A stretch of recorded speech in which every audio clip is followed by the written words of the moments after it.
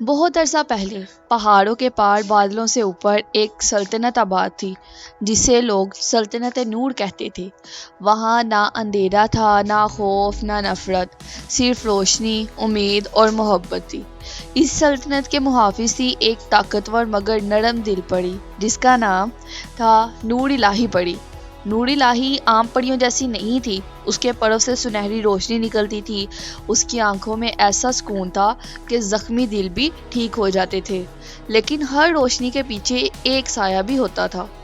ایک رات آسمان پر چاند مکمل تھا، مگر اچانک چاند کی روشنی مدھم ہونے لگی۔ ہوا سرد ہو گئی، درختوں کے پتے کانپنے لگے اور زمین پر ایک لمبا سایہ پھیل گیا۔ وہ تھا ظلام جادوگر۔ ظلام کبھی اسی سلطنت کا محافظ تھا، مگر طاقت کے ہوس نے اس کے دل کو سیاہ کر دیا تھا۔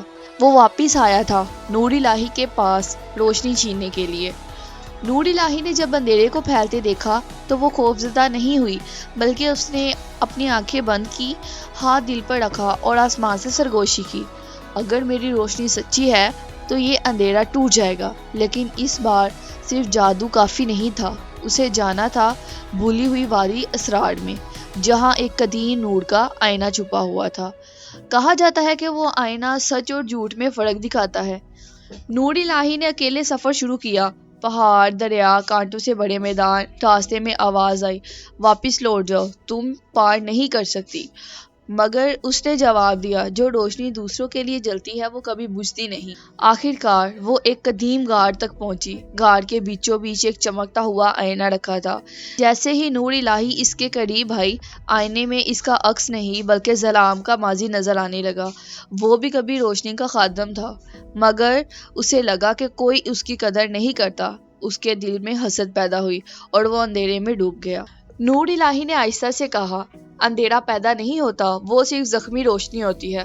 ظلام غار میں نمودار ہوا، اس کی آنکھوں میں آگ تھی۔ میری طاقت مجھے واپس دو۔